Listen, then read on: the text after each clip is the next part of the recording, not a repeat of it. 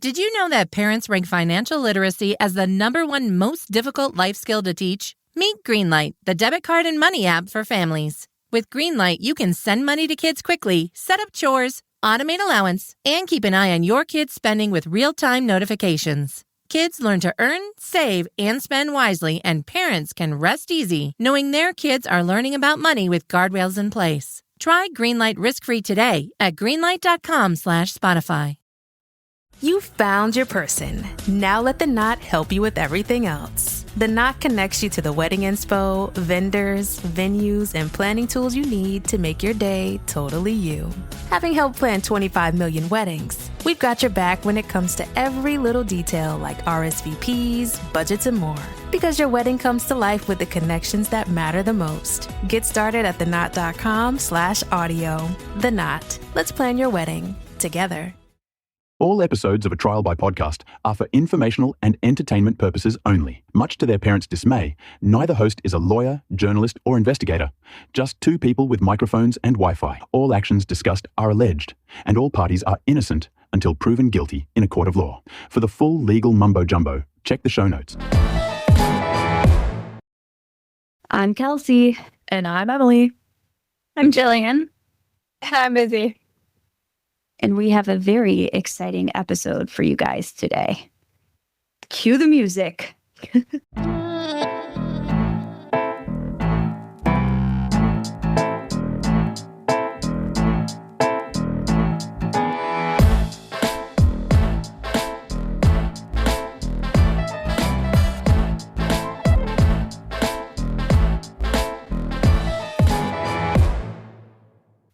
Okay, so if you guys are listening, you heard a couple of voices you haven't heard before, and that is because we have some very exciting guests on today's episode. We've got Jillian and Izzy from Teen Girls Investigate Crime. If you guys want to give a little shout out, say a little hello to the listeners. I'm Jillian. And I'm Izzy once again, and we're Teen Girls Investigate Crime. We're so excited to be here. We're so excited to have you guys. So, okay, I was stalking your feed, and because obviously I see that the name of the podcast is Teen Girls Investigate Crime. Are you guys still teens, though? Because you've been doing this for a few years now, right? Yes. We're actually getting very close to having to change our name. Izzy turns 20 on April 1st, and I turn 20 on May 3rd. Oh, April 1st is my half birthday. Happy birthday. Yeah, and happy birthday. Thanks. That's exciting. So that's so cool. How long have you guys been doing this for? Since our sophomore year of high school, so 2020, like fall of 2020, almost 5 years. Wow. Damn. So what prompted you guys that you were like, all right, it's time. We've got to start the pod? Honestly, it was Jillian's idea. We were doing pod schooling, so it was just like us at either one of our houses, and we were doing a project called our sophomore year, like personal project. And it could be like anything you wanted, like people like baked cakes or like sewed dresses or did stuff like that. And then Jillian came up with the fabulous idea to start a podcast. Did you guys get an A? Emily, so did you guys get an A? Yeah, I think most people did. I don't think it was a very hard project, but Yeah. like, I got the idea like literally from like a book I read. Like it was like a young adult mystery book where she started a true crime podcast, and I was like, that sounds like fun. I love it. So how did the book end? Did they solve a murder? Yes, I think it was the sequel. She was like documenting the murder that she solved with her podcast. Okay. And have you guys solved your murder yet, or you're still working on it? We're still working. Okay. Yeah, we're still very much working. We think we've solved a lot, but okay. All right. Same though. If you guys sound like the experts because you've been doing this longer than we have. A lot. We've been doing it less than a year now. Yeah, since last June. So you probably know the answer to this question. Who killed John Benet Ramsey? I need to know. Oh, this is hard because we don't agree. Also, but my answer has switched so much recently that I don't know. My answer honestly kind of switches daily. I used to be I used to be so not with the intruder theory. I just didn't think it made any sense. But recently, it's starting to creep back up again, and I'm fully for like the Santa theory. Oh, okay. Interesting. We're against the Santa theory. Mm-hmm. Really? Yes. I think the house is too big. They got too many hallways. Too many hallway. Oh, yeah. But the Santa guy was in the house before because he was at the Christmas party. In the basement, though? Should we just switch this up and just talk about John Benet Ramsey? Honestly, we totally literally did. We did 3 episodes on John Benet Ramsey, and then we did like a follow-up Q&A, and we had to stop. It was like we could go on forever. I vowed. I was like, I'm never talking about this again. And here we are. And here I am. And here it's the first thing I bring up. So I'm like, who did it? But so for the listeners, which by the way, I was telling Jillian and Izzy, I'm like, this is so weird because we're on a video call. So I'm looking at myself hosting the podcast, which is so cringe. And I'm looking at them and I feel like I'm at work, like I'm leading like a team meeting. And but I guess for the listeners, because I keep forgetting that you guys are here listening to us, there's going to be a little bit of a different episode, if you can't already tell. If you hate small talk and all of that, you're probably already annoyed. But I'll put a timestamp to where we get to the story portion. We're probably almost there already, so I don't know why I'm saying it this late. Maybe I'll cut this back. But so we're kind of going to do a little bit of a shorter episode today. Me and Emily I'm going to tell a story. Emily's going to bring the vibes as always. Yep. And then we're going to pass it over to Jillian and Izzy to tell a story as well. And so get 2 stories in one episode. 2 stories, 1 episode. And there's more. But wait, there's more. Because if you go over to their feed when you're done listening to this episode, there's a second collab episode with new stories on their feed. You're going to hear us tell a story in their episode, and you're going to hear them tell a story. So we'll have it linked in the show notes, but the name of their podcast is Teen Girls Investigate Crime. Now, you'll also probably notice if you take a look at the date on your phone, it is February 13th, which means the hallmark day of the year is tomorrow, Valentine's Day. So we decided for the collab episode, let's do something fun, and we picked a theme. And so we are sticking to love triangles gone wrong.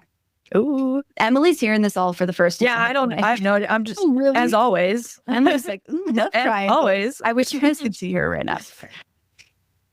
So I guess with that, are you guys ready for a story? Yes. Always.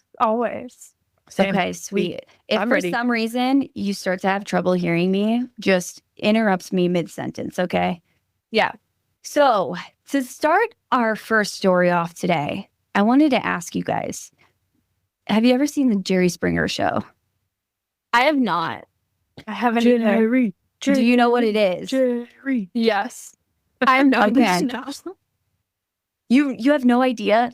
I knew this was going to be a good one. Oh, yeah.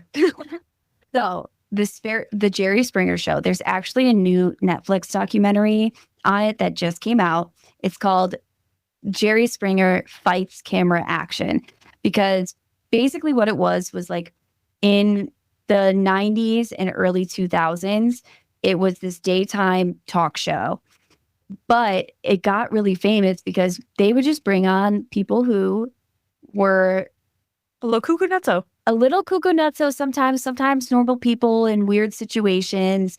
And they were known for like, there'd be fights, like fist fights on this TV show just at like noon on a Tuesday. And so it aired from 1991 to 2018. It's hosted by Jerry Springer. And initially the show focused on like political and social issues. And they had guests like people, Jesse Jackson, people like that, just celebrities, like a normal daytime talk show. But a few years into the show, it wasn't doing really well. So they hired this new executive producer named Richard Dominic. And he just kind of took it over. And he's like, you know what? People want to see violence. Brawling. They want to see brawling. And so they would bring on like sex workers. They brought on this guy who married a horse, like just the craziest guests that they could possibly find. And so the new direction of the show basically just emphasize anything that was controversial, like infidelity, incest, religious conflicts, personal conflicts, cheating was, a huge theme on the show, all of that. And usually how it ended is someone gets into a fight, some sort of physical altercation. And then, like Emily was just doing at the end, is Jerry would start like breaking it up. And then the whole crowd starts cheering, Jerry, Jerry. I know it sounds like I'm bullshitting you right now, but this is a real TV show. This was a real thing. And it got a lot of criticism for just being like total trash TV. Like Oprah Winfrey was really famous for always talking about like our society is dying if Jerry Springer is like the most popular show on TV. But it was like Jerry Springer was more popular than Oprah was, like ratings wise. More people were watching the Jerry Springer show than were watching Oprah. That, and I feel like, didn't he wasn't his airtime at like midnight or like super late at night? It was daytime. It was daytime. You would have thought it would be like super late night for adults, but it was daytime. And in 2002, the TV Guide actually named it the worst TV show of all time, which they just like loved that. They're like, yeah, we're the worst trophy for that, please. Exactly. Yeah, that's insane. So you're probably like, what the fuck? Where are we going with this Jerry Springer show? So don't worry, I'm getting to it. And we're going to start in the summer of the year 2000. You guys weren't born yet, were you? No. Oh my God. Respectfully, that's disgusting. I hate that. Me and Emily, we were born in the 1900s. I know, it's crazy. My entire back just cracked. But in the summer of 2000, the world of daytime television was rocked by a tragedy that unfolded beyond the studio lights of the Jerry Springer studio. So this is the story of Nancy Campbell Panitz, who basically she was just a woman looking for love. And this eventually led her into a fatal encounter. And if you're not seeing where we're going with this, she goes on the Jerry Springer show, but we will get to that. So Nancy was a 52-year-old widow from Sarasota, Florida, and she was introduced to the world of online chat rooms by a friend. And she had a young son, but, she hadn't dated in a long time. And it was just kind of by chance that she meets this guy on this chat room named Ralph Panitz. And so Ralph was a German national, and he was 12 years younger than Nancy. And their virtual connection started blossoming into a real life romance. And Ralph eventually moved from Germany to the United States to be with Nancy. And pretty soon after he gets to the US, they got married, and Nancy was just envisioning this future just filled with, true love and happiness and all of the things that you see on the Hallmark cards on Valentine's Day. But sadly, Nancy realized very soon after they were married that she was not going to have the future filled with happiness. She started to report domestic violence to the police, and she started to realize that Ralph was constantly cheating on her. So very quickly, the relationship turned. It became extremely strained. And after only 15 months of marriage, Nancy and Ralph got divorced in February of 1999. Now, shortly after this divorce, Ralph started dating a different woman from the area named Eleanor. And Nancy didn't know this, but Ralph actually got married to Eleanor, like in secret, this whole little secret ceremony in March of 2000. But despite marrying another woman, he kept sleeping with Nancy and leading Nancy on, saying that he wanted to get back together. And this kind of just led to this really complex and volatile love triangle. So in May of 2000, the trio appeared on the Jerry Springer show in an episode titled Secret Mistresses Confronted. Dude, I feel like this is going to be a great one. So that would have been... Wait, so all three of them ended up on the show? Like, they all went on the show together. I did not see that. Right. And this was what the Jerry Springer show is so famous for, is they would get people into these positions that they don't want to be in front of other people. And if you watch the new documentary on Netflix about it, like you'll see that they constantly are lying to the guests, saying that something, oh, we just want to hear about your love story or whatever. And they come on and then they switch it up on stage. And that is exactly what they did to Nancy. So Nancy believed that the appearance was an opportunity to reconcile with Ralph. Like, he was with Eleanor, but her and Ralph had been sleeping together. They were going to get back together, and that was kind of going to be like the happy ending of the episode. However, when she gets on stage, Ralph and Eleanor accused Nancy of stalking them, and they started like making fun of her appearance. They were calling her old and calling her fat and all of this stuff. And oh my God. And Nancy was just blindsided. That's so rude. That's horrible. Why do you have to go on national TV to tell somebody that? And the whole thing was, not only was Ralph lying to Nancy about what was going to happen, because they had spent the night together the night before the show in the hotel. Oh my God. So Nancy thought they were getting back together. They were going to get remarried. And this is what the producers told her too. But then they get on stage and it's just Ralph and his new wife, which, by the way, she finds out on the show that he married this woman. And has been cheating on her with his new wife? Yes. And they're just like tearing her down in front of everyone. Oh my God. Oh, now, horrible. So messed up. Now streaming on Peacock. By all that's holy, Bridget Jones. Hello, old friend. Bridget Jones is back. We are about to embark on an adventure. For one final chapter. Anything else I can help with? Yes. Experience every moment. Do you think about what might have been? And fall in love. To Bridget. All over again. It's time to live. Bridget Jones, Mad About the Boy. Streaming now only on Peacock. Nancy was like rocked by this, like anyone would be. And her son was actually interviewed for the Netflix documentary. And he was just saying how he was shocked in the first place that she would go on Jerry Springer, because she was a quiet woman. She didn't like having her photo taken. She didn't like cameras, all of that. And she wasn't this fighter. She wasn't the type of person you would normally see on the Jerry Springer show.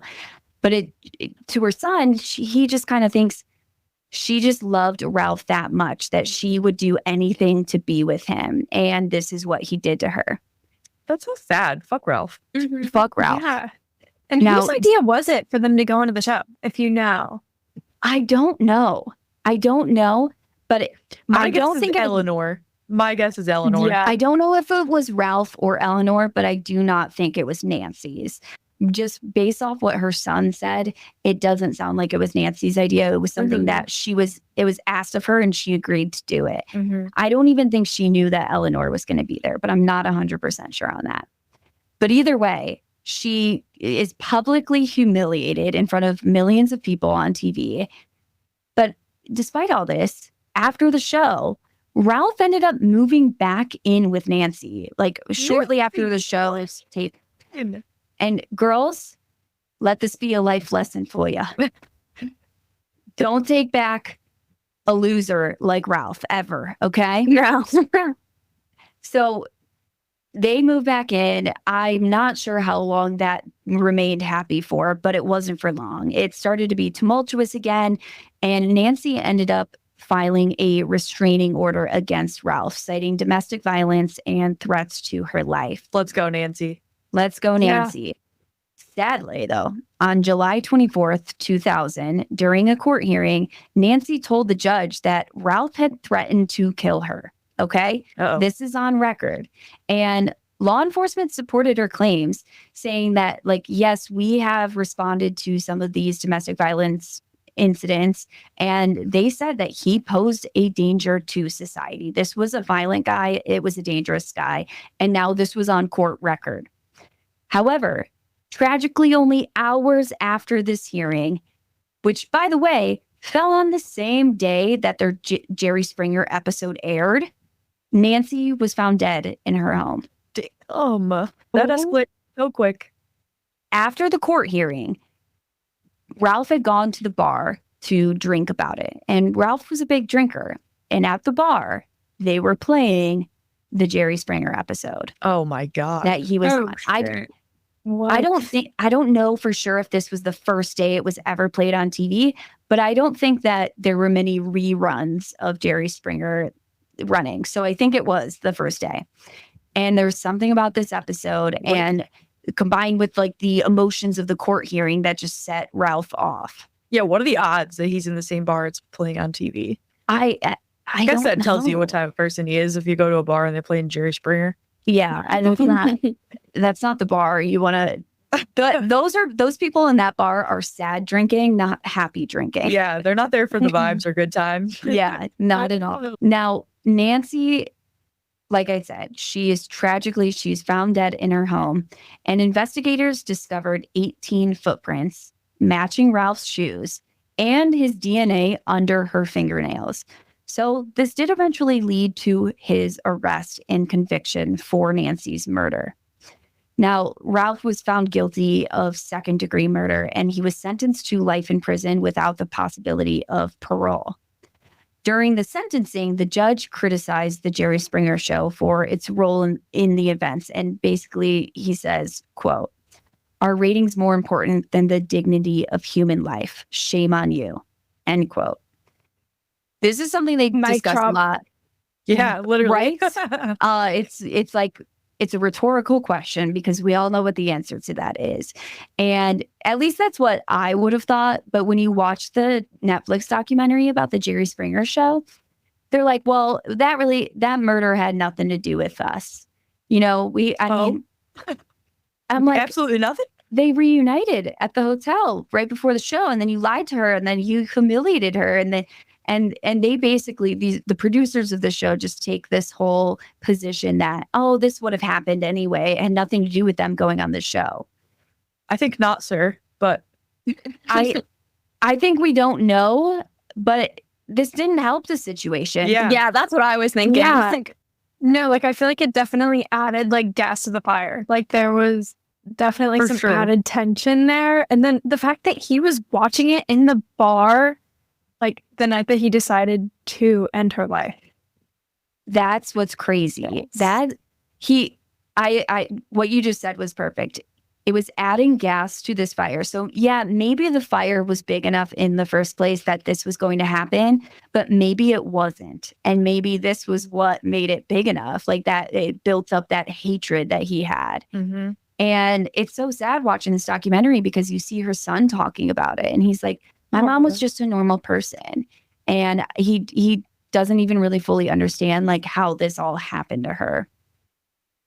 Now, for I think everyone who watched that show and was a fan of the show at the time, and I think all of us looking back and anyone who's seen that Netflix documentary, because you guys should both watch it. It is crazy.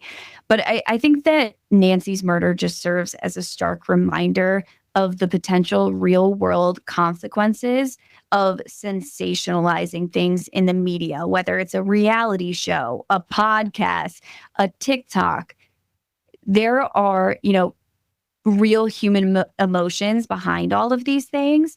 And as much as you want to mess with them to make for better viewing, we all have to remember that there are ethical responsibilities of these media producers. These are your team members. You should be protecting them and protecting, and especially a show like that where you're encouraging violence, when you're bringing on cheaters and relationships, you would think they would do some background research to make sure that this was not a domestic violence situation. Mm-hmm. And they obviously hadn't done that because there had been reports of domestic violence before they ever went on the show. So, to be honest, it sounds like they are welcoming to those if they do find that out that they have domestic violence. Oh, they're probably like, hell yeah. The more the merrier. Yeah. Exactly. So, moral of the story is a lot of these producers on the Jerry Springer show, absolute garbage piles, pieces of shit. And that is my horrific story of a really bad and really sad love triangle gone wrong. I'm glad we introduced Jerry Springer to you too. Yeah, now I need to go watch this documentary.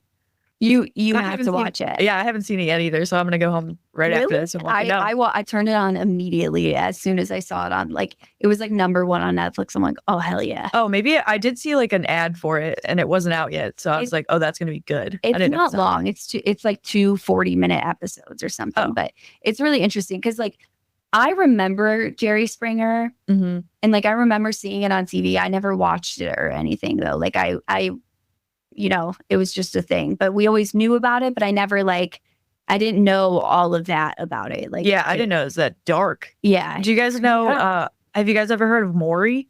Yes, I was just about to say.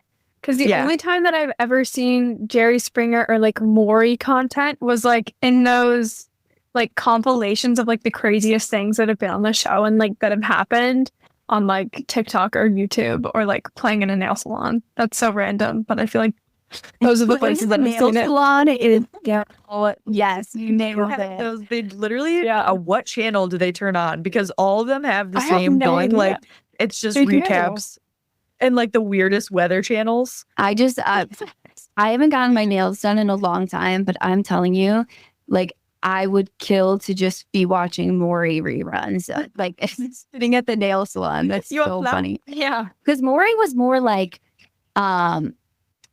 That who's was the like- father, yeah. right? Yeah. Yeah, that is crazy. That's crazy. It's kind of still the same vibe. Springer's Yeah, just they're definitely next level. I feel like that's Maury on crack. I feel like Maury like stole the whole shtick of Jerry Springer. Yeah, but I feel like Maury's a lot nicer, so maybe that's why he did a lot more. Is he? I don't know. I've I don't never know. like watched. I Maury. assume he looks nicer. Yeah. He's Does like, he? I feel Yeah. like he's more neutral. Like he's not stoking the fire. Like I feel like Okay. he's just Mhm. there. He put these people in the room and he has this folder and he's like, you are not the father. And he says Yeah. it really dramatically and they zoom in on his face. And then you just like see the couple and they're like they're just like shaking their heads and shambles. start like yelling at each other. Oh Yeah. my god. I feel like he also cares about them too, because I've seen a couple where they like storm off in like tears and he like goes to the back and is like, are you doing okay? What are you feeling? Guys, I just got $1 billion idea. Okay. This is what we're going to do. The 4 of us, we're starting our own Netflix show. Okay. Every episode, we're going to get the kids that like, because Maury was early 2000s. It was probably like around when you guys, one of you might be a Maury kid and you just don't know. But we're going to track down all the Maury kids and be like, tell us about and we're going to like make one episode about their life, like how it's gone and like how they found out about being on the Maury show and all of that. Do they get paid? That's a great idea. Yeah, I'm that is sure a good they- idea. I'm sure they get paid to be on those shows. And they fly them out. And that was the other thing on the Jerry Springer documentary they talk about is they would literally threaten, like if people walked off the show, because they would do that all the time. They'd walk off stage and the producers would be like, if you don't get back on stage, we're not buying your flight home. And a lot of these people were, they couldn't just afford a flight home. But they would literally buy them one-way tickets out there so they could hold that over their head. And it worked. Oh my God. It worked. That's what I think they did that. I'm going to Google this and I'll cut it out if I'm wrong, but I'm pretty sure that they did that to Nancy. Like she had walked off stage. I know she walked off stage, but I'm pretty sure that they threatened her. If you don't go back on and finish the episode, then we're not buying your ticket home. And she was from Florida. Wild. So she, that would have been expensive all the way to LA. Yeah, It's that's horrible. insane. Also, to have her just verbally assaulted on live television and then make her also pay for her plane ticket home. And come on. That's horrible. horrific. Like that is actually like a punishment in and of itself. Yeah. I know. I like how I'm like, oh, this is horrible what they're doing to these people. But also we should track down the Maury kids. Yeah. Put them through it think again. No, but I would just really be like, tell me about your life. Like, I just think it would be interesting. I won't trick them or do anything mean, I swear. If anything, we'll gas them up a little bit, I mean, yeah. So I know that you guys have a crazy love triangle story for us too. Can we pass the mic over to you? Yes. Okay, so I'm going to share the story of the murder of Yvonne Menke. So a little background on Yvonne. She was a 45-year-old woman in 1985, and she lived in St. Croix Falls, Wisconsin. She was a mother and she had 4 children: Julie Connors, Sue Rosca, James Menke Jr., and Amy Marie Menke. She was really interested in horses. She was a big horse girl. That was like her big thing, and she regularly attended horse shows. Oh my God, me too. I love those. I love horses. I'm a horse girl. I'm a horse girl. I've never been to a horse show. They're so much. They're so bougie. It's like me neither. They're nice. It's fun. Well, you know what I've been time. Yeah. You know what I've been hearing about a lot? It's hobby horsing. Has anybody been seeing the stuff about that? No. Oh wait, God. Is that when you just have like a broomstick horse? Yes. Love that. Dude, that's like I'm pretty sure that's like on its way to making the Olympics. Guys. No, yeah, it's like a big thing. Yeah, like that's like, do you see the light bulb going off above my head right now? This is how we're promoting this episode. We're going to make a combo hobby horsing TikTok. Okay. You guys send me some hobby horsing videos. Me and Emily will hop on a broomstick. I don't have a hobby horse. Yeah, that's what I'm saying. Where do you broomstick. get a hobby horse? I think you make it. No idea. I think you make it. That's a lot of time. All right. Emily's not down. We'll just use a regular broomstick, but we can still do the trick shots and everything. That's true. I could pop an ollie on a broomstick. We are getting so off track on their story right now. No, I didn't even know hobby horsing was like a thing. I'm fascinated. Yeah, I've been seeing it so much, and I think that's like the problem with my For You page right now, because I keep seeing them, and then I'm saving them and sending them to people. And I'm like, watching the video for longer than 20 seconds, and it's like, okay, she likes that. I'm going to add that to it. Is that how it works? Is it 20? Because I would like to get off political TikTok and get on hobby horsing TikTok. It definitely is like a certain amount of time when you stay on the video. Interesting. Yeah. Sorry. Okay. So now you're fine. Girl. Yeah, she's a horse girl, real horse girl, not a hobby horse. Real horses. Okay. Okay, so I'm going to go into the timeline a little bit. So on December 12th of 1985, Yvonne Menke told her daughter that she was going outside to warm up her car before she headed to work. So just after she goes outside, one of Yvonne's daughters, I believe it was the oldest one, she hears a series of gunshots. So she looks outside the window and she says she sees someone running off, and they're wearing a gray dress coat, a scarf, and a stocking cap, and they're just like running away from the building. So later, I'm not sure, I couldn't figure it out if it was her daughter or if it was just someone else, but Yvonne is later found at the bottom of the exterior staircase of the apartment, and she has been killed. So after investigators arrive and an autopsy is conducted, they find that Yvonne was shot 3 times with a .22 caliber gun. She was shot once in the back of the neck and twice in the back of the head, and she ultimately died from blood loss. Her death is obviously rolled a homicide. I mean, clearly it's an instance of like overkill. And investigators also suspected that the killer had personal knowledge and a strong emotional reaction to Yvonne just based on the manner of the crime, especially because it was like just after she had gone to leave her building. It seemed like they knew her routine almost. Oh, yeah. Wow. Yeah. Initial investigation found a trail of snowy boot prints leading to the apartment staircase, and the boot print had the word Arctic written on it, so they made note of this and tried to match the prints. They were also seen about a block away from the building.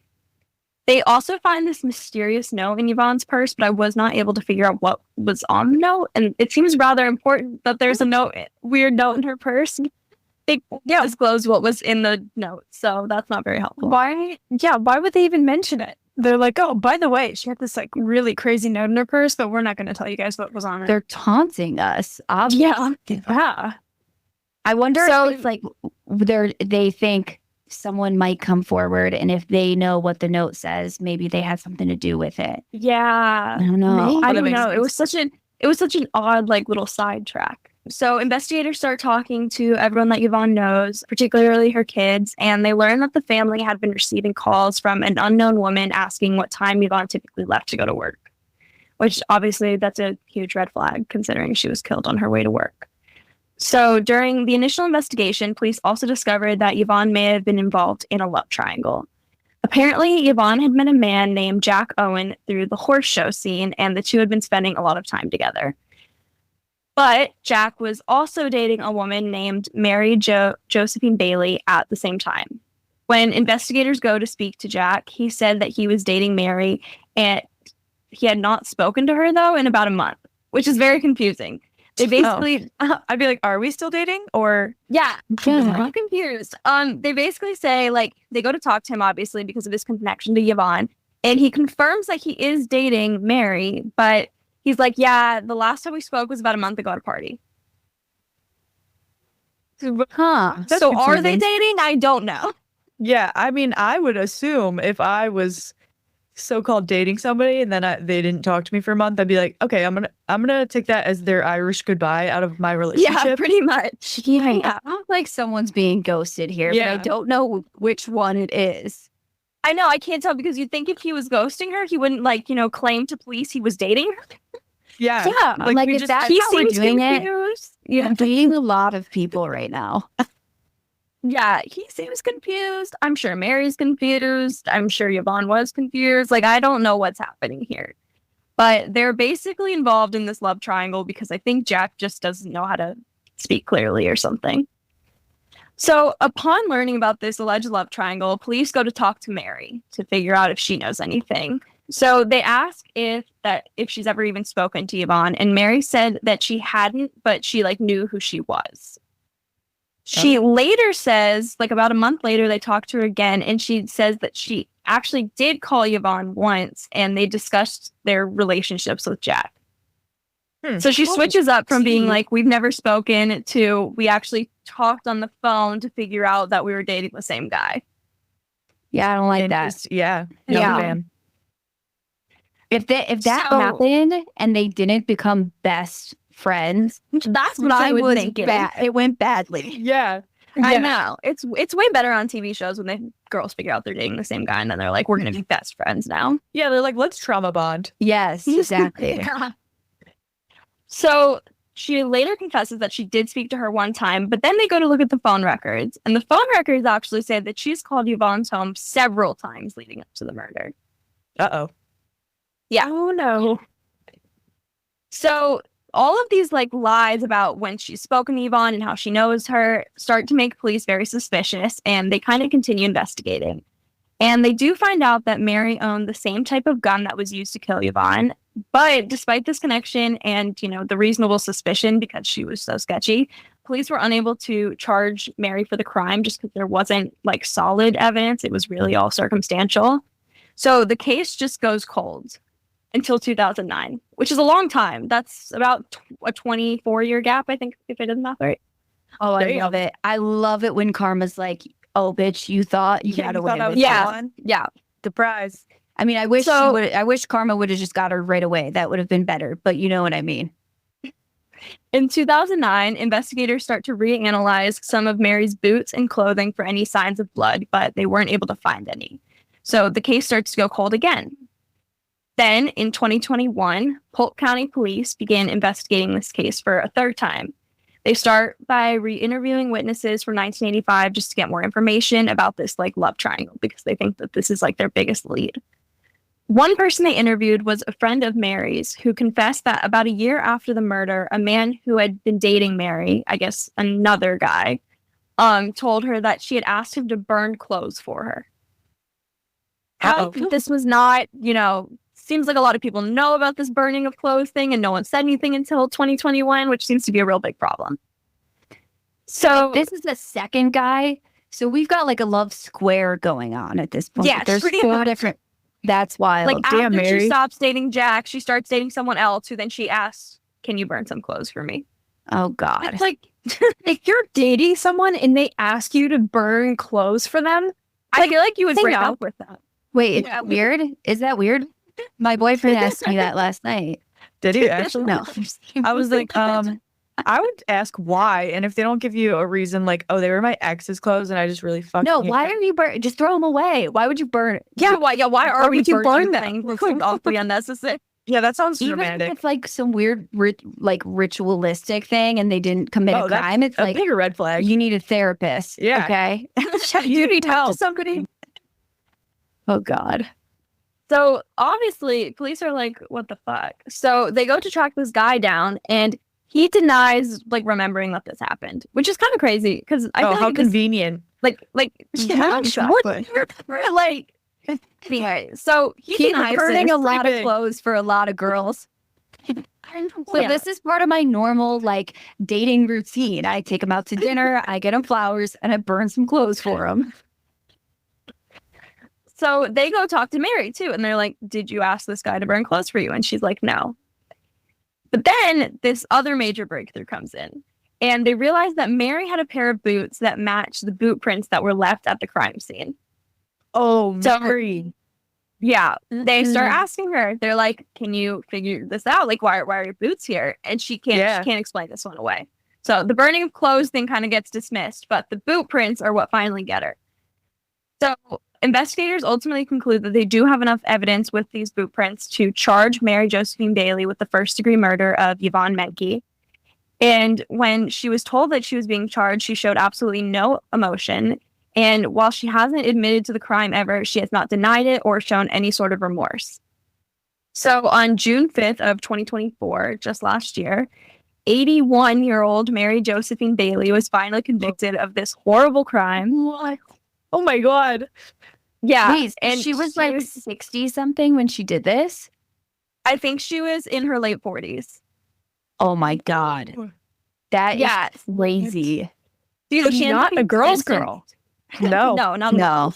No. Mm-mm. It's quite the opposite. She ends up being sentenced to a life sentence, and she's eligible for parole in about 19 years, but she's going to be 100 in 19 years.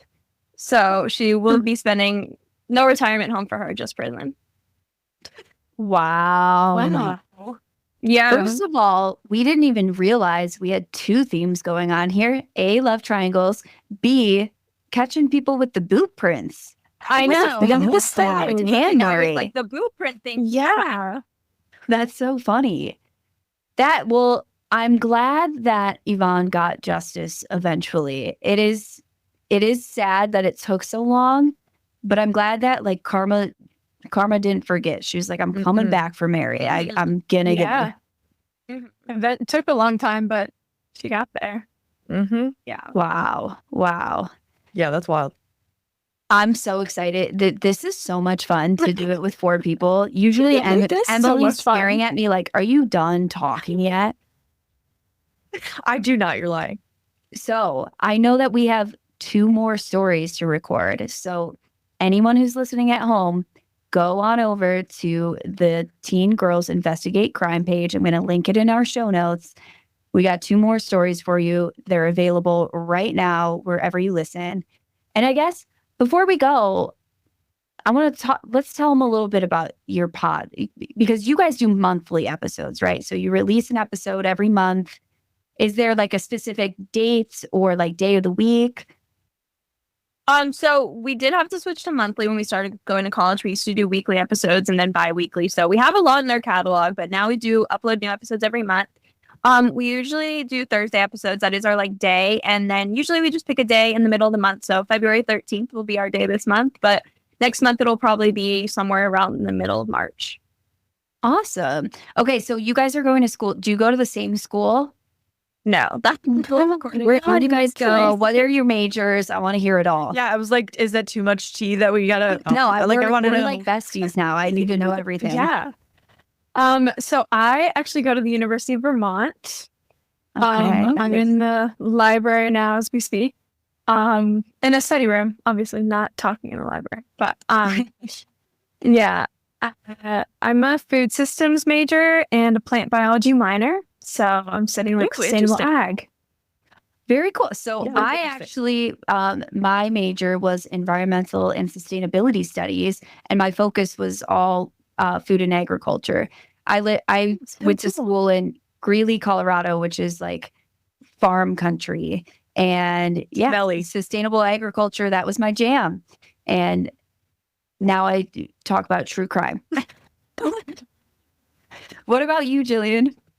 I go to the University of Georgia, and I'm a history major. I'm minoring in criminal justice, so that is definitely where my crime interest shines through. And I'm also minoring in Spanish, Oh. but I want to go to law school. Fun. Well, that Big is team. awesome. So wait, where are you guys from? Because you're going to school in 2 different states. We're from Atlanta. So we both grew up in Okay. Georgia. Yeah. Very cool. I love that. So with that, I think we're going to leave it off here. Go on over to their feed. You've got another episode waiting for you. And thank you guys so much for joining us. Thank you for having us. Thank you. Now, if you guys love the pod, make sure you're following us wherever you're listening so you don't miss out on any future episodes. And while you're at it, we'd be forever in your debt if you had left us a 5-star rating. For more content from us, you can follow us on Instagram and TikTok. Both are at A Trial by Podcast. You can also follow us on our Facebook and join our Facebook group. You can shop our merch by clicking the link in the show notes or visiting our website, atrialbypodcast.com. A Trial by Podcast is a fully independent podcast. If you'd like to help support us, you can do so by donating through the link in our show notes. The site we use for this is called Buy Me a Coffee, but don't worry, your donations will never be used for coffee or frivolous things, only for expenses related to running and growing the podcast. So thank you guys for your support. Thank Huzzah. y'all. Huzzah. Huzzah.